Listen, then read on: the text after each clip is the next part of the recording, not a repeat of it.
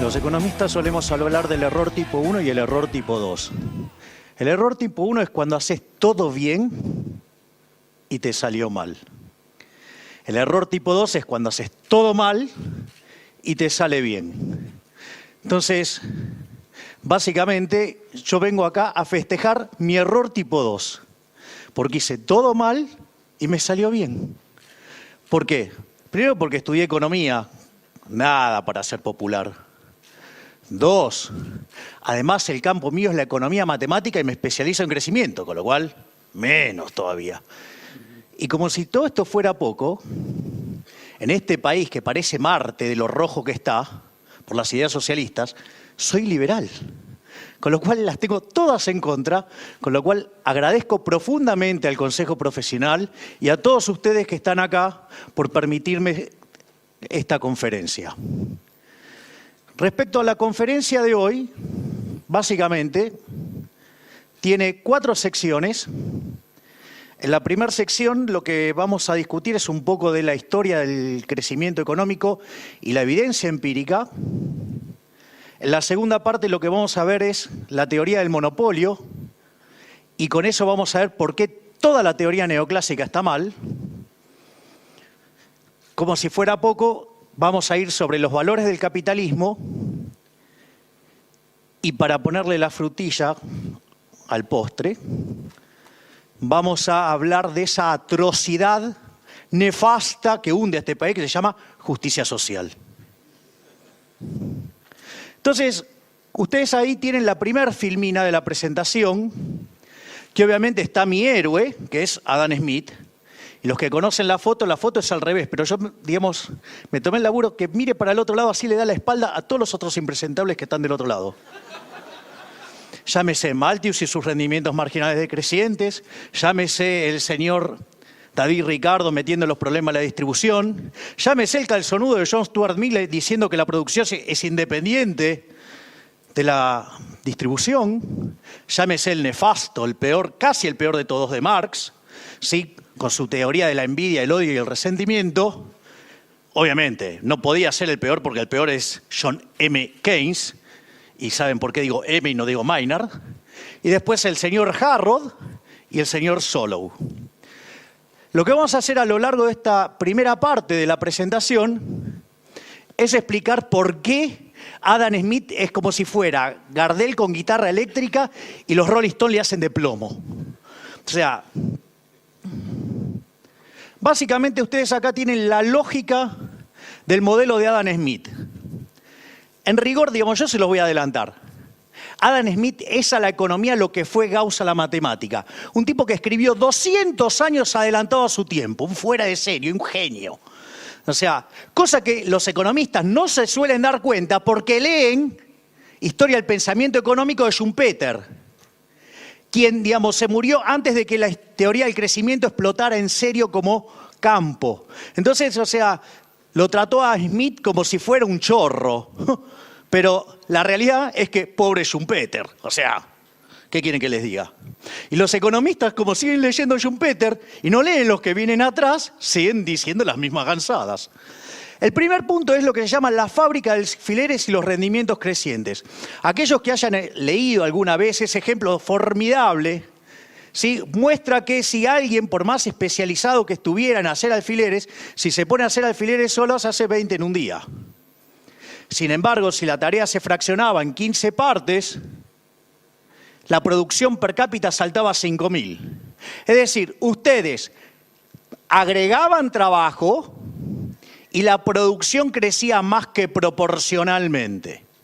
Eso se llaman rendimientos marginales crecientes. La otra idea, sí, es la idea de la mano invisible y el bienestar. Y es que los agentes, guiados por su propio interés, ¿sí?, aun cuando no les importe nada del resto, como todos los intercambios son voluntarios, intercambios voluntarios, ustedes solamente pueden triunfar sirviendo al prójimo. Consecuentemente, ustedes pueden odiar al que tienen al lado, pero si no le pueden vender su producto van a la quiebra. Con lo cual, La única forma que tienen de progresar es sirviendo al prójimo. Entonces, por más que ustedes odien a todo el mundo y sean los peores del barrio, se van a tener que esforzar por servir al prójimo. ¿Saben por qué? Porque si no quiebran.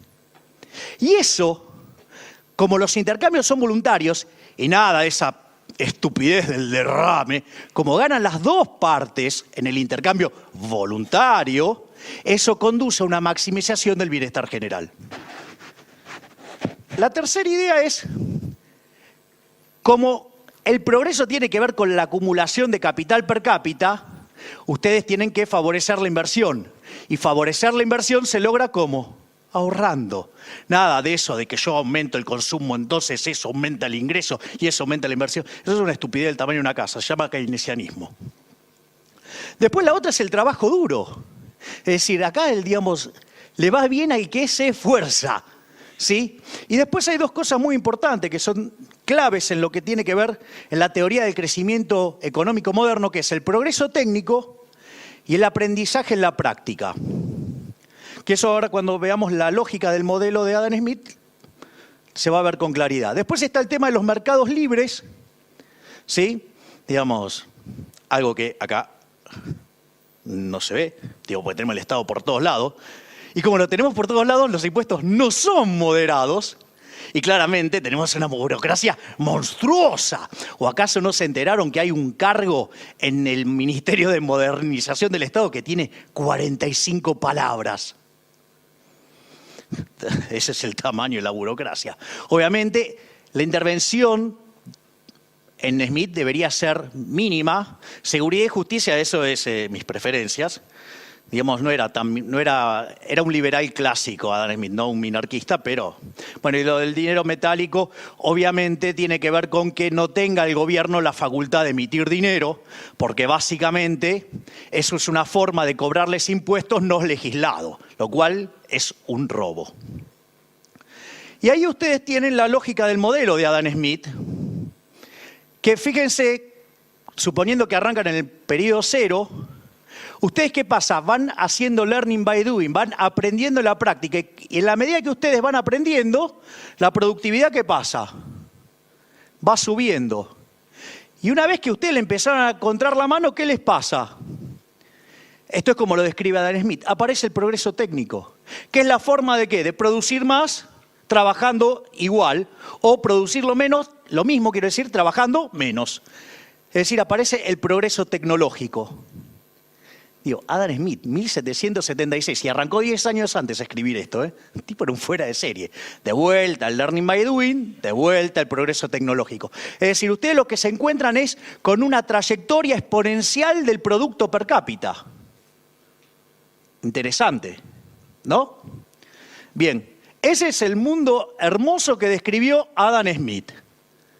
Pero, como siempre no podía faltar, siempre aparece la mala onda, los pesimistas. Entonces aparece el señor Malthus, ¿sí? El reverendo Malthus, porque era sacerdote. Entonces, señor Malthus dice algo que parecía interesante, que era, la verdad es que ustedes, cuando van a elegir unas tierras, eligen las mejores. Entonces, los que vienen atrás de ustedes, ¿qué van a elegir? Y las que están atrás, o sea, son peores. Con lo cual, los rendimientos marginales son decrecientes. ¿Sí? Entonces, en la medida que ustedes van metiendo más trabajo, la productividad sube, pero menos que proporcionalmente. Por eso tiene ese formato. Y por otro lado, Malthus hablaba de la pasión de los sexos. Y básicamente lo que decía es que en la medida que subía el PBI per cápita, la gente se reproducía más. Entonces, ¿qué es lo que pasa? El modelo encuentra un equilibrio en este punto A. Entonces, ¿qué pasa si por alguna cuestión la gente tiene más pasión y no se cuida y concreta de otra manera? ¿Qué pasa? La producción crece, pero crece menos que proporcionalmente, y ahí aparece la ley de hierro de los salarios, es decir, no le alcanza para morfar a la gente y ¿qué pasa? Se muere. Entonces, la cantidad de población se viene para acá. Y si estuvieran por debajo de ese nivel, la productividad es más alta que la que alcanza para comer, entonces están con ganas, vigor, se reproducen más y se van hasta abajo. O sea, un mundo inmundo. Inmundo. Inmundo. Y cada vez que había alguna mejora, el tema de la pasión de los sexos se comía todo el aumento de la productividad. Con lo cual, digo, ustedes siempre tenían el mismo inmundo ingreso per cápita. Y de hecho, en la visión de Malthus, era que para el momento que la población del mundo alcanzara los 1.000 millones de habitantes, se iban a venir las hambrunas y nos íbamos a morir de hambre. O sea, el límite eran 1.000 palitos. Entonces digo, al margen que a mí me puede gustar Adam Smith y puedo pensar lo que se me ocurra de Malthus, Friedman decía algo que era, primero los datos. Entonces, vamos a ver los datos. Ustedes tienen acá la evolución del PBI per cápita desde el año 0 al año 2000. Les cuento que el PBI per cápita en esos 2000 años se multiplicó por 12,9 veces. Y en los últimos 200 años, de esos 12, explican 9. Momento a partir del cual, en el año 1800, la población se multiplicó por 7. Es decir, el PBI en los últimos 200 años se multiplicó por 63. Malthus, teléfono, Malthus, ¿sabes cómo te diría Maradona? LTA. ¿No? Entonces, digo, pero ¿qué es lo maravilloso? No solo, digamos, la explosión de riqueza, lo maravilloso de este mundo, sino que Adam Smith escribió acá.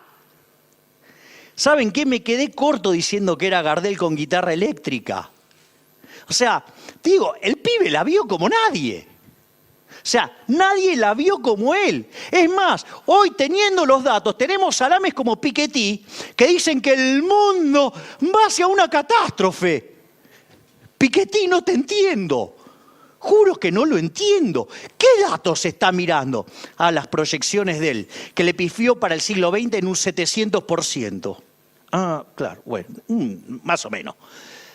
Entonces, para seguir con esta idea, porque es muy importante, si ustedes se fijan, lo que vimos recién en materia de función de producción, ¿se parece a cuál? ¿A la de Malthus o a la de Smith? Es Adam Smith puro. Entonces, vamos a ver cuál es la lógica de lo que está detrás de esa curva exponencial y ver a qué podría estar tendiendo esto. Si ustedes se fijan, este gráfico es muy importante. Muestra que entre el año 0 y el 1800 el PBI per cápita crecía al 0,02%.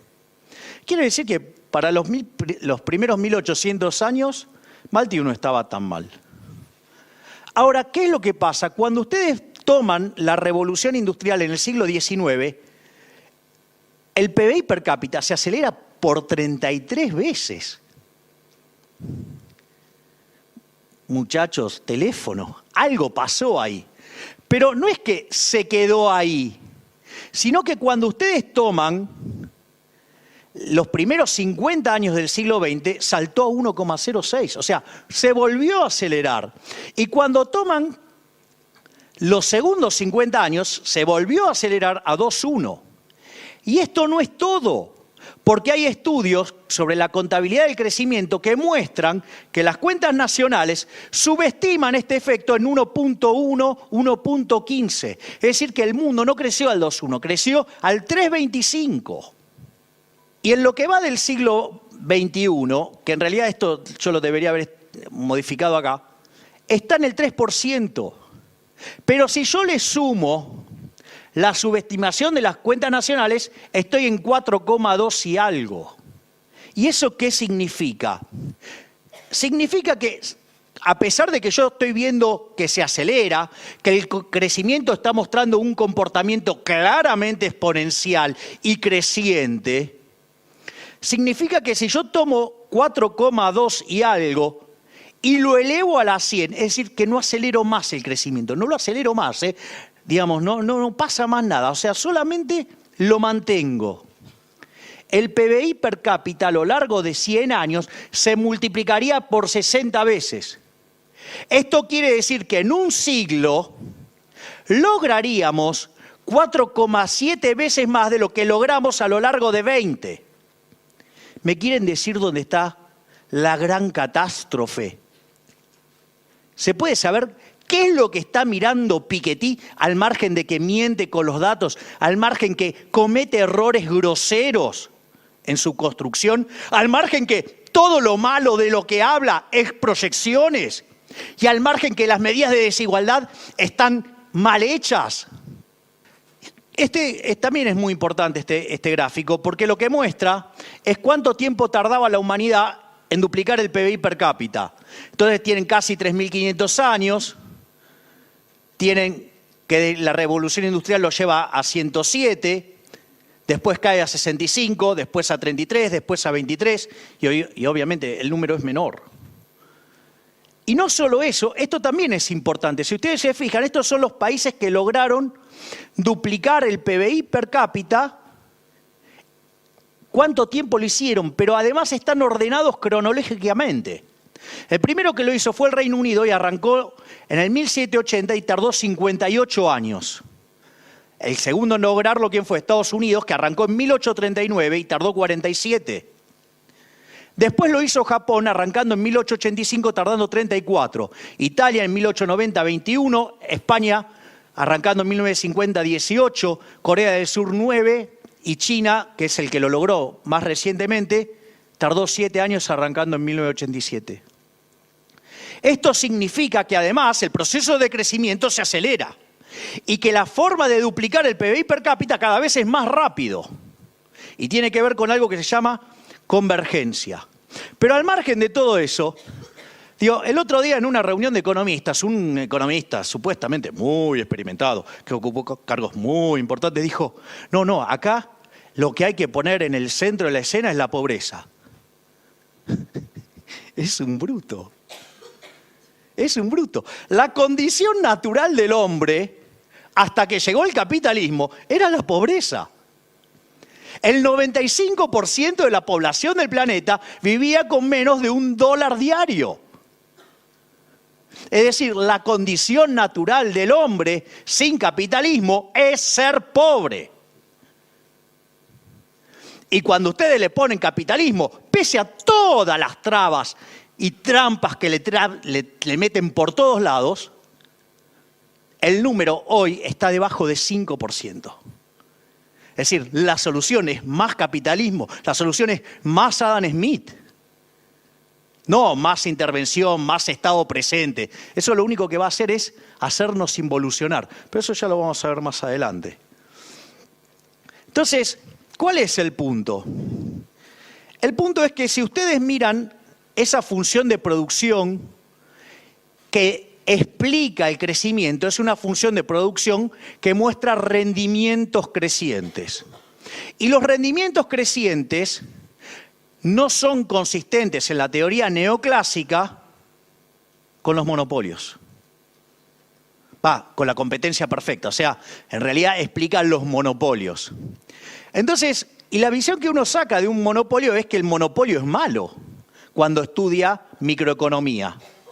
Entonces el punto es, ¿cómo puede ser que algo que sacó tanta gente de la pobreza sea malo? ¿Dónde está el concepto de competencia perfecta en Adam Smith? Eso es una construcción neoclásica. ¿Por qué? Porque cuando los neoclásicos tuvieron que elegir entre la fábrica de alfileres, es decir, los rendimientos crecientes, y la mano invisible, puesto en la visión de Pareto, donde todos maximizan, si ustedes tienen una función creciente, ¿cuál es el problema? Que supuestamente no pueden encontrar un máximo. Entonces, esa figura de Pareto, digamos, maximizando el bienestar, maximizando consumidores y maximizando firmas para poder deducir funciones de demanda, Digo, claro, entonces no le daba óptimo de Pareto. Y la verdad, digamos, me parece, ¿saben qué? El óptimo de Pareto me parece una basura. Y se los voy a explicar, porque digo, si no, pues parece que tuviera, este quiere patear todo. Bueno, en parte sí, pero el tema es el siguiente. El óptimo de Pareto dice que, ¿qué es un óptimo de Pareto o una situación que no es óptima de Pareto? Cuando ustedes pueden mejorar a alguien sin empeorar a alguien, eso se llama mejora paretiana. Quiere decir que no estaban en el óptimo de Pareto. Cuando eso se agota, ya están en el óptimo de Pareto. Miren qué fácil. Ahora, miren esta situación. Supongan que aparece Edison e inventa la lamparita. ¿Cómo creen que estaban los fabricantes de velas? Les voy a dar el vocabulario técnico. A las puteadas. A las puteadas. Lo querían matar. Lo querían matar. Ahora, digo, toda esta conferencia es posible gracias al invento de Edison, ¿eh? Digo, porque con las velas, no mucho. Entonces, la realidad es que sí, el progreso tecnológico genera eso. Pero entonces, ¿qué? ¿Voy a maltratar al progreso tecnológico en nombre del óptimo de Pareto? Porque ahora les hago una aplicación todavía un poquito más subida de tono. Suponga que se inventa la píldora que cura todos los males, de modo tal que la gente va a vivir eternamente y joven. O sea, como dice mi amigo José Luis Cordeiro, nosotros vamos a ver la muerte de la muerte. No va a faltar el salame que diga que en nombre del óptimo de Pareto venga a reclamar por los sepultureros, por lo de los cementerios, por los que hacen los joncas. Me importa un rábano. Es decir, yo prefiero vivir, no morir, ¿no? O sea, para que se den una idea de las estupideces que a veces está cargada la teoría económica. Entonces, yo voy a simplificar el concepto de monopolio, que es el que dio Lord Edward Coke. O sea, aparte, miren qué nombre, Coke, ya digamos era un adelantado. O sea, básicamente lo que dice es, hay dos tipos de monopolio en el fondo. Está el monopolio legal y la situación en la cual queda una empresa sola. El que es malo es el monopolio legal, es decir, donde el Estado, ¿sí?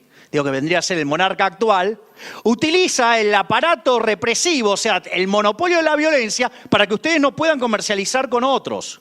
Es decir, claro, entonces, el que se queda dentro de esa tranza, y cazan el zoológico. Y claro, la gente está para el traste ahí, obvio. O sea, pero eso no quiere decir que el monopolio es malo.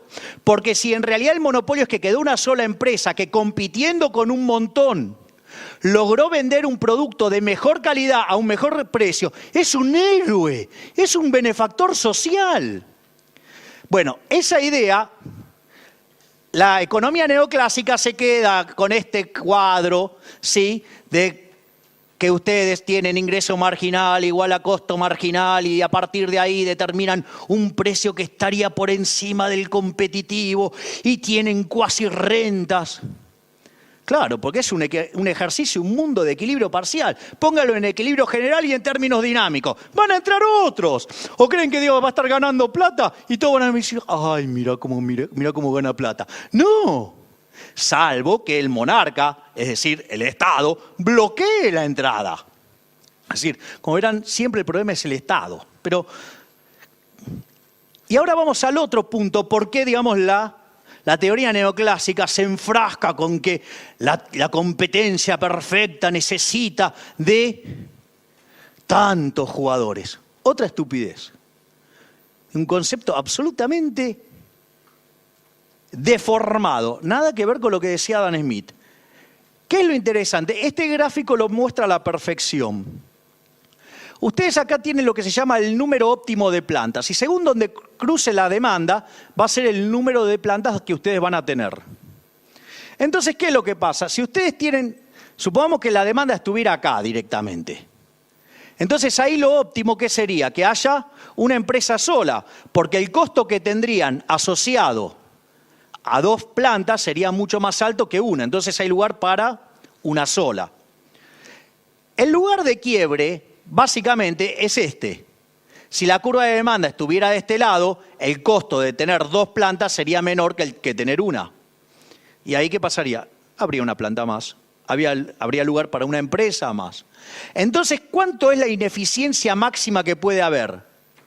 Es este triangulito que está acá. ¿Sí?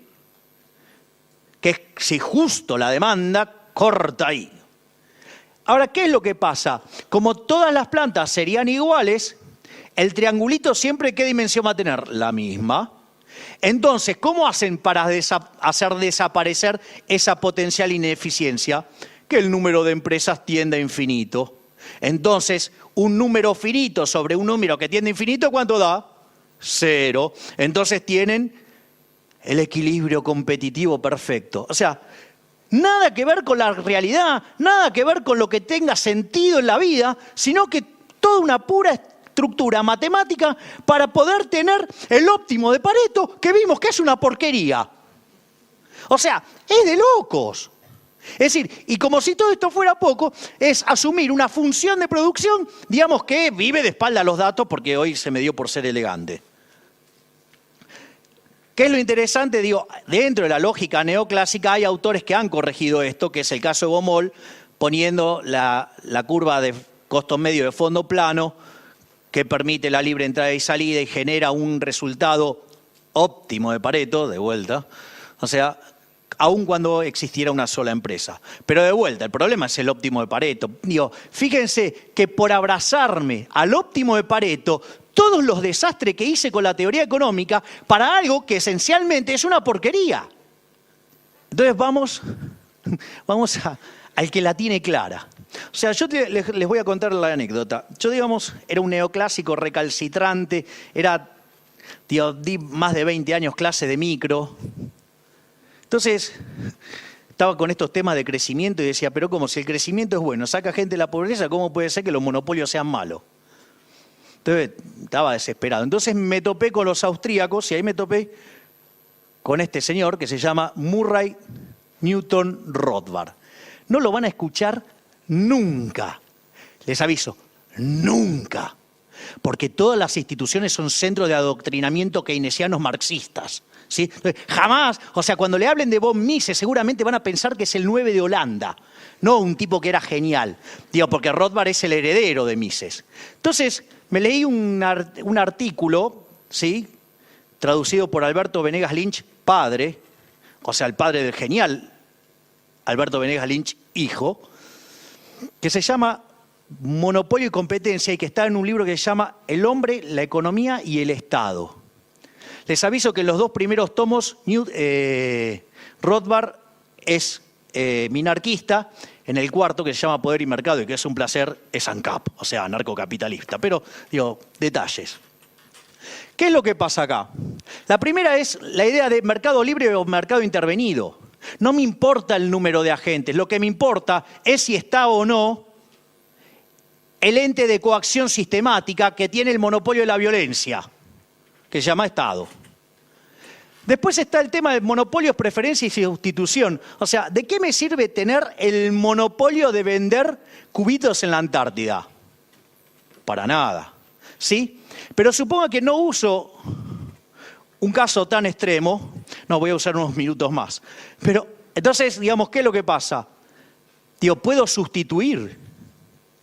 ¿Sí? Bueno, ya vimos el tema del óptimo de Pareto. Después otra cosa que también representa un problema tiene que ver con el tema de los insumos, porque en la realidad si yo soy un único operador del mercado, me voy a quedar con todo. ¿Saben qué? El precio de los insumos me va a subir, con lo cual los beneficios me van a caer, con lo cual algo va a fallar seguramente. Pero además, lo otro que tienen que tener en cuenta, que el caso donde una gente se quedó con todo, eso ya existió, se llamó comunismo y terminó mal, porque no podía hacer cálculo económico. Entonces, si una empresa, por algún motivo, empieza a crecer descaradamente, el propio proceso lo va a abortar, porque no va a poder hacer cálculo económico. Y después, obviamente, toda esta lógica de la envidia y el odio y el resentimiento está los beneficios del monopolista.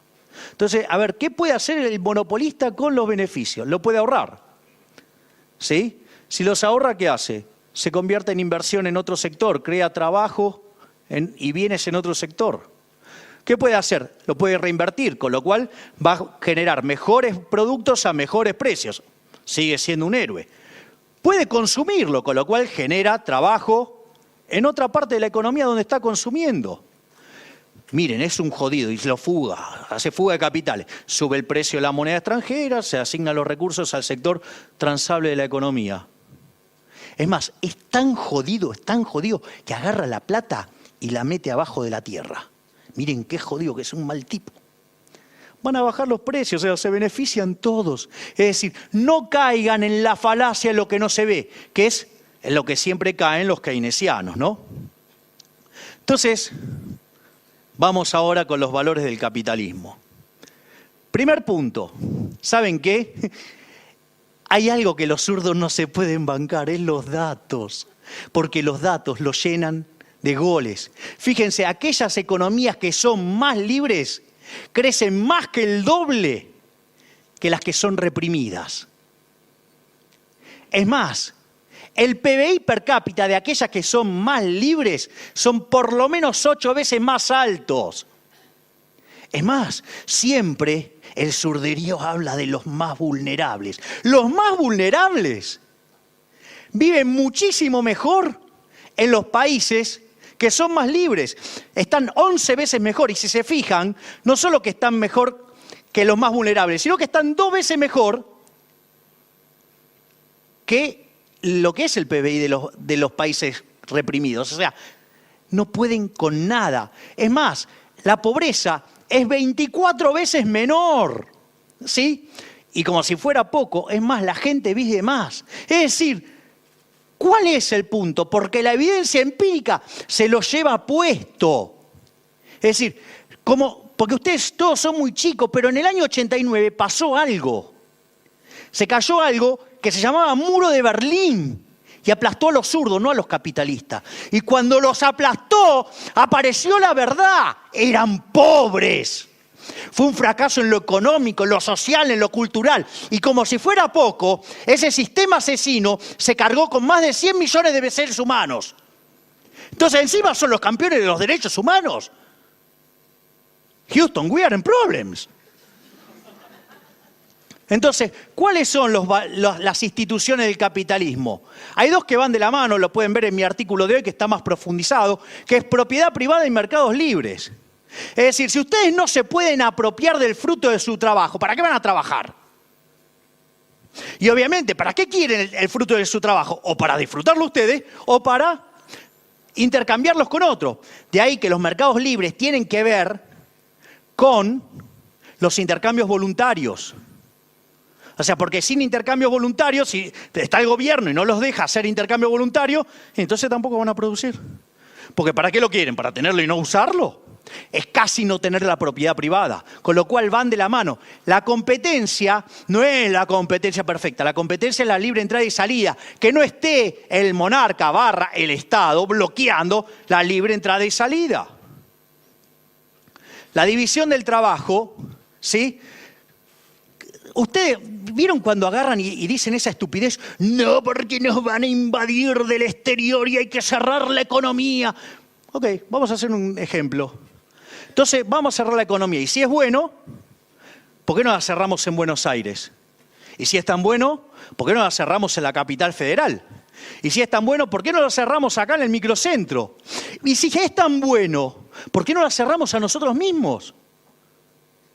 ¿Ustedes se pusieron a pensar lo miserable que sería la vida de cada uno de nosotros si nosotros tuviéramos que hacer nuestros propios zapatos, nuestras propias medias, nuestro propio traje, nuestro propio, ¿sí? Digamos, ropa interior, sería inmundo. Es decir, viviríamos trabajando para tener bienes de pésima calidad. Es decir, de ahí la magia de la división del trabajo. Y obviamente, digamos, la división del trabajo, como ustedes van a necesitar del prójimo, es decir, si yo voy a producir zapatos y ustedes comida, más vale que yo me ocupe de que a ustedes les gusten los zapatos, porque si no me voy a morir de hambre. Entonces, como decía Bastiat, donde entra el comercio, no entran las balas. Es decir, no hay nada de esa estupidez del derrame, es cooperación social. ¿Por qué? Porque los dos ganan. Los dos van a tener más zapatos y van a tener más alimentos. Entonces, ¿dónde está todo el problema? No, voy a avanzar con esto porque si no, digamos, no vamos a terminar. Entonces, vamos a ir a la parte de desigualdad. Porque entonces, ¿cuál es el problema con el capitalismo? Es profundamente desigual. Yo les voy a decir, no, el capitalismo es justo. O sea, no solo es más productivo, además es el único sistema que es justo. Entonces ustedes dirán, ¿cómo puede ser esto? Bien, lo primero que tenemos que ver es, Friedman decía, primero los datos. ¿Qué pasa con la distribución del ingreso en el mundo en los últimos 50 años? Cuando ustedes, esto es una log normal o chi cuadrado, o sea, tienen la moda a la izquierda de la media. ¿Y qué es lo que pasa? Esto significa que está concentrada. En la medida que se va aplanando, se hace más igualitaria. O lo que es lo mismo que el Gini empieza a caer. Esto es 2003. O sea que esto ya era mucho mejor que lo que había en el 80 y lo que había en el 60. Miren cómo es hoy. Digamos, el propio proceso de convergencia asegura que la desigualdad entre países está cayendo. Piketty, teléfono. Piketty, más datos, ¿sí? Menos mentiras y menos ideología, si querés. O tener la ideología que quieras, pero no mientas con los datos. Entonces, vamos a ver por qué la justicia social es injusta. Primero, la lógica del populismo. ¿Cuál es la lógica del populismo? La lógica del populismo, ¿adivinen quién la inventó? Wilfredo Pareto, que era asesor de Mussolini. Y él fue el que encontró que todas las funciones de distribución del ingreso en todas partes tienen el formato de la chi cuadrado o la log normal. Esto quiere decir que el 75% de la gente tiene un ingreso menor que el promedio. Porque la moda está corrida a la izquierda. Eso significa que cuando ustedes hablan, le vamos a quitar a los ricos para darle a los pobres, le están hablando al 75% de la población. Por eso siempre los políticos tienen la tendencia de ir hacia el populismo. Y cuanto más populistas son, y claro, si no hay alguien que del otro lado le diga que estás metiendo la gamba, y no va a terminar bien. ¿Por qué? Y miren, es muy simple. Argentina, cuando empezó con esta estupidez de la redistribución del ingreso, la justicia social, era el 5º país más rico del mundo, hoy es el 55. Digo, los datos son contundentes. Cuando empezamos con esta gansada del Estado presente, ¿sí? Para que se den una idea, en el 70 teníamos PIB per cápita más alto que Japón. Duplicamos el tamaño del Estado y sextuplicamos la cantidad de pobres. ¿Me quieren decir a quién benefició el Estado presente, la redistribución del ingreso? Porque a la gente seguro que no. Bueno, a alguna gente sí, se llaman políticos. Entonces, ¿cuál es la visión de Milton Friedman respecto a esto? Dice, mire, es la misma que tenía John Stuart Mill. Dice, cuando una sociedad pone a la igualdad por encima, ¿sí?, de la libertad, no consigue nada de ambos. Ahora, cuando pone a la libertad por encima de la igualdad, consigue mucho de las dos. Entonces, ¿con qué tiene que ver esto? Esto tiene que ver con dos cosas y básicamente con dos valores. Yo les hago una pregunta. ¿Alguno de ustedes, los que están acá, les parece mal creer en la igualdad ante la ley? ¿Acaso deberíamos ser tratados de modo desigual frente a la ley? Ok, estamos todos de acuerdo que la igualdad ante la ley, que es un logro del capitalismo y de las ideas de la libertad, es un buen concepto. La otra pregunta que les voy a hacer, ¿robar está bien o está mal? Estamos de acuerdo que está mal. Entonces, veamos qué es la redistribución del ingreso, por ejemplo, mediante impuestos progresivos. En el capitalismo, la única forma en la cual ustedes tienen forma de ser exitosos es sirviendo al prójimo con un bien de mejor calidad a un mejor precio. Eso está, cuando ustedes estudian microeconomía, es que la remuneración de factor es el valor del producto marginal. Es decir, P por producto marginal. El precio viene dado por las preferencias y las escasez. O sea, que si ustedes no sirven al prójimo, pista, vale cero, con lo cual no van a poder pagar nada por los factores. Y lo otro, la productividad. Si produce más a un bien que vale, y van a tener mejor remuneración. Entonces, ¿qué es lo que pasa? Cuando ustedes ponen un impuesto progresivo, es decir, que le van a cobrar más que proporcionalmente porque gana más, primero, es profundamente injusto porque es tratar de modo desigual frente a la ley a la gente. Concretamente, implica castigar al exitoso. Es decir, es una medida de la envidia, es una medida del odio, es una medida del resentimiento. No por nada estaba en la recomendación de Marx y Engels en el Manifiesto Comunista. ¿Sí? Y además, cuando ustedes castigan al exitoso, la distribución no es independiente de la producción. Entonces, ¿qué es lo que pasa? Si ustedes no se van a poder apropiar del resultado y el fruto de su trabajo, no van a trabajar. Con lo cual, la producción va a caer. Además, el mercado es un proceso de descubrimiento. Es decir, la torta que se genera, que después ustedes ven cómo la distribuyen, en el medio hay gente que quiebra, hay gente que le va bien, hay gente que le va más o menos. Es decir, es un proceso de descubrimiento dinámico, con lo cual tampoco hay nunca hay una torta que se va a repartir. Es una torta que se va generando en cada interacción de mercado. Entonces, el capitalismo no solo es muchísimo más productivo, sino que además es el único que es justo, es superior en lo ético y lo moral, porque trata a todo el mundo igual frente a la ley y además no se basa en el robo. Por lo tanto, frente a esta situación, ustedes se deben encontrar y enfrentar a un sistema de valores. El sistema de valores del comunismo y el socialismo, o cualquier versión del socialismo, son la envidia, el odio y el resentimiento, castigar al exitoso, robarle el fruto del trabajo por la fuerza. ¿Sí? Porque esto es como el ejemplo cuando hablo del tipo que inventó la bikini y al lado tiene un tipo que tiene un postdoctorado y se dedica a estudiar la patita izquierda de una mosca. ¿Quién le interesa? ¿Cuánto vale eso? Cero. Gracias que te pagan algo. Y el otro, digo, que es un muchacho que solamente tiene segundo grado y que un día la estaba mirando a la mujer, se le ocurrió, dijo, qué bueno que todas las mujeres estén así. ¿Sí? Y creó la bikini. Está repleto de plata. Entonces, el postdoctorado está profundamente envidioso porque no tiene autos ni nada y el nivel de vida que tiene este tipo que solo tiene segundo grado. Entonces, ¿qué puede hacer para arreglarlo? Y primero hacer algo para que la gente quiera su producto. Pero para eso tiene que aceptar que lo que hace es una porquería. Bueno, esa parece que es una solución algo difícil para algunas personas. Entonces, otra alternativa que puede hacer es ir y robarle directamente a este señor lo que ha ganado. Pero todos sabemos que hacer eso es de mala persona. ¿Quién hace eso? Es una basura.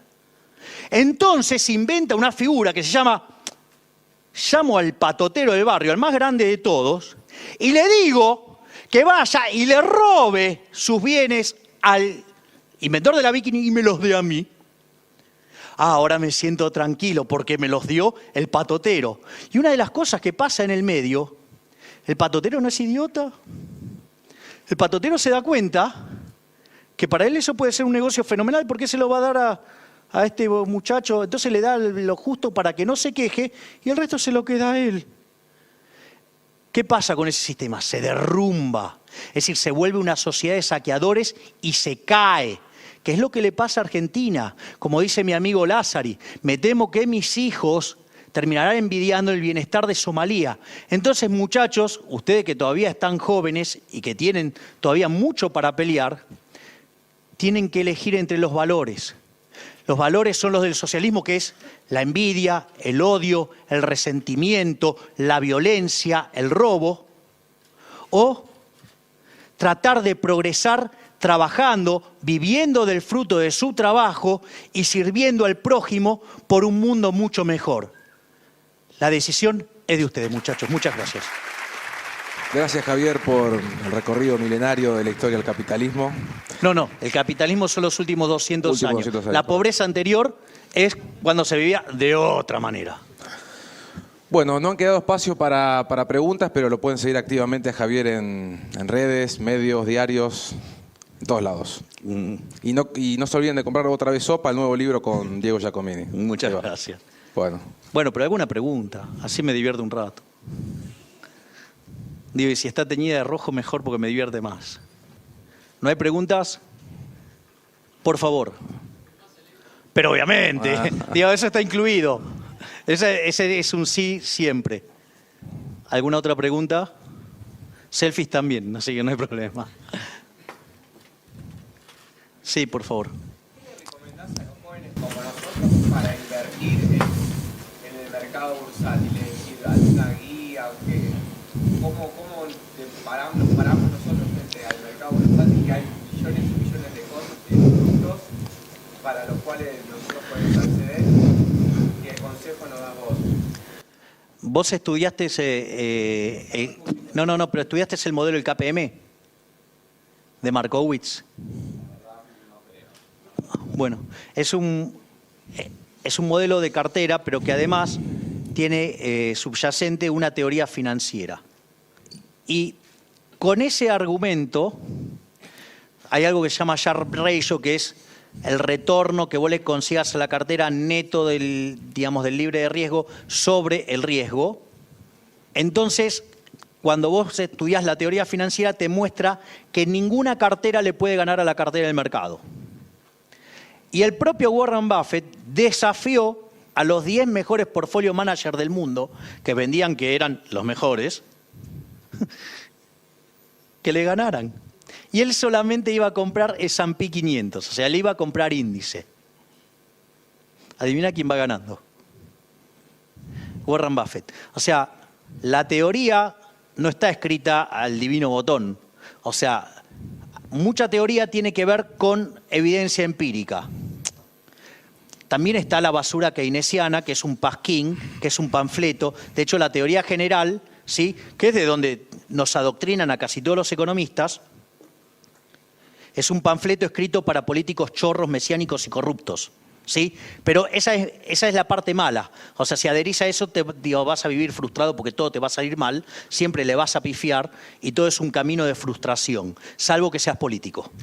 Que era donde pertenecía Keynes aparte. Pero lo bueno de esa teoría, ¿sí?, es que la teoría del equilibrio de mercado que surge de esa teoría te dice, comprá índice. De hecho, hace poco se publicó que el fondo noruego, ¿sí?, que es interesante, un país socialista, ¿sí?, pero que invierte con un fondo de inversión que además compra índice. Porque compra una cartera tan diversificada que es como el que mapea mejor con la teoría económica. ¿Sabes cuánto gana? 6% en dólares todos los años sistemáticamente. ¿Sabes que si vos... miren lo que es la estafa del sistema de jubilación de reparto. Punto 1, fue inventado por un chorro, ¿sí?, que fue Bismarck, porque cuando creó el sistema de jubilaciones de reparto para que se jubilen a los 65 años o 70, la gente en esa época vivía 35 años. O sea, era un delincuente. Pero si ustedes, cualquiera que haya hecho cálculo financiero, Argentina, tomen el ingreso promedio de un argentino, ¿sí?, y con ese ingreso promedio le sacan el 22%, que es lo que aportan los trabajadores y lo que aportan, la patronal para la jubilación. Ahora capitalícenlo al 3%, supongamos un crecimiento mediocre. Piensen que en Argentina, en los últimos... en toda la historia creció 3,6% promedio, o sea, que 3 es un número mediocre, en especial donde estamos respecto a los países desarrollados y en especial, a la velocidad que se converge. Pero supongamos que crecemos al 3 y que capitalizamos al 6. ¿Saben que eso daría un fondo cuando llegan al final de su vida activa de $1.200.000? Supongamos que rinde el 5%, te da $60.000. quiere decir que son $5.000 por mes. ¿Ustedes conocen que haya un jubilado promedio en este país que gane 90.000 pesos por mes? Adivinen quién se beneficia manoteando las cajas previsionales. Está todo dicho. El Estado es la fuente de pobreza. ¿Qué produce el Estado? Nada. Produce impuestos. Es decir, y ustedes, digamos, ¿vieron que los negocios mejoren con más impuestos? Son una fuente de destrucción de riqueza.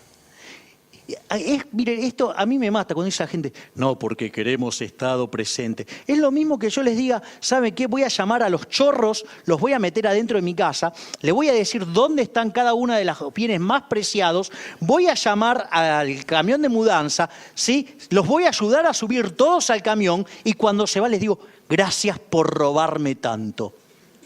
O sea, somos una sociedad de estúpidos. Con lo cual, digamos, cada vez que se te mete el Estado, digamos, podrías tener 90.000 de jubilaciones, mirá lo que hay. No, bueno, digo, podés estar de acuerdo, no, digamos, el problema es que los datos te aplastan. Es decir, hay un trabajo que no es mío, es de Gerardo de la Paulera, Irigoyen y Betsicas, que mide algo que se llama índice de presión macroeconómica. Para tu disgusto, mide que el mejor gobierno de la historia fue el primer gobierno de Menem. Y el tercero es el segundo gobierno de Menem. O sea, y te aclaro, el gobierno de Menem no era liberal. Y te voy a explicar por qué. Primero porque para los liberales los precios son sagrados. Metete con mi vieja, pero no con los precios. Los precios es un mecanismo de transmisión de señal. ¿Sabes qué? Había tipo de cambio fijo. O sea, ¿te suena? Intervención del Banco Central. Los liberales en serio, ¿sí? Somos partidarios de eliminar el Banco Central. Porque cuando no había... ¿Saben que Argentina... Yo les hago una pregunta. ¿Alguien me puede decir cuándo nació la Argentina? Porque el Banco Central apareció en 1935. Es decir, ¿Argentina existía antes de 1935? Ah.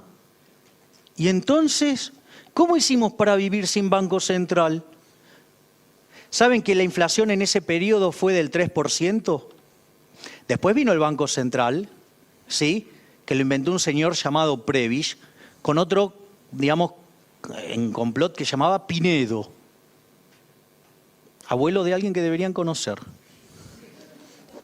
Y cuando se creó el Banco Central en 1935, era mixto, mitad privado, mitad público, y la tasa de inflación saltó al 6%. Pero en 1946 creamos el Banco Central Nacional y Popular. Lo nacionalizamos. La inflación promedio fue 150%. Y si sacan el periodo de la convertibilidad fue 170%. Es decir, cada vez que el Estado se mete en algo, le caga la vida a la gente. Es decir, reventaron el sistema previsional, nos llenaron la canasta de inflación, éramos el quinto país más rico del mundo, hoy tenemos un Estado enorme, porque además, durante la convertibilidad, básicamente lo que se hizo fue hacer un conjunto de privatizaciones, pero el peso del Estado seguía siendo enorme. Es decir, no tan grande como ahora, que tenemos la presión fiscal más alta en el mundo, porque si tomamos solo lo que están en blanco, la presión fiscal es 67%. Porque si vos recibís 100, al empleador le sale 167, con lo cual ahí se te fueron 67. Y cuando vayas a comprar con los 100, te saca 50. O sea que de los 167 que generaste, te quedaste con 500. Mirá qué lindo. El Estado presente es una máquina de empobrecer. Te hace que tengas un tercio del ingreso que podrías tener. Seguí con el Estado presente. Así vamos, camino a Somalia. ¿Alguna otra pregunta? Y cuanto más roja, mejor. No podrían... ¿Hola? Ahí está. No podrían, por ejemplo, crear un producto que le guste más a las personas y venderlo. Entonces, el capitalismo propondría, no sé, que se mueran de hambre. O generar más inseguridad porque tendrían que salir a robar. Si vos estás de acuerdo con esa solución, ¿o qué propondrías? A ver, digamos, primero, El capitalismo, en realidad el liberalismo, es el respeto irrestricto del proyecto de vida del prójimo. Con lo cual, robar no está en ninguna de las soluciones, digamos, deseables. Por otra parte, vos viste que aquellos países que son más libres, no solo que son 8 veces más ricos que los que son menos libres, sino que además los más vulnerables son el doble de ricos de los que viven en los países reprimidos. Es decir, ¿acaso vos ves que en Venezuela, con tanto socialismo, con tanto buenismo, con tanta gente que se preocupa por el prójimo, digamos, le va bien o no tienen para comer? ¿Acaso la isla cárcel de Cuba es un lugar que es pura prosperidad? ¿Acaso Corea del Norte fantástico? No, son lugares miserables, son lugares inmundos, ¿sí? Es decir, no es cierto, lo primero que no debes hacer nunca en tu vida es juzgar a las cosas por sus objetivos, sino que tenés que juzgar por los resultados. En realidad, en todos los lugares donde se impuso el buenismo, ¿sí?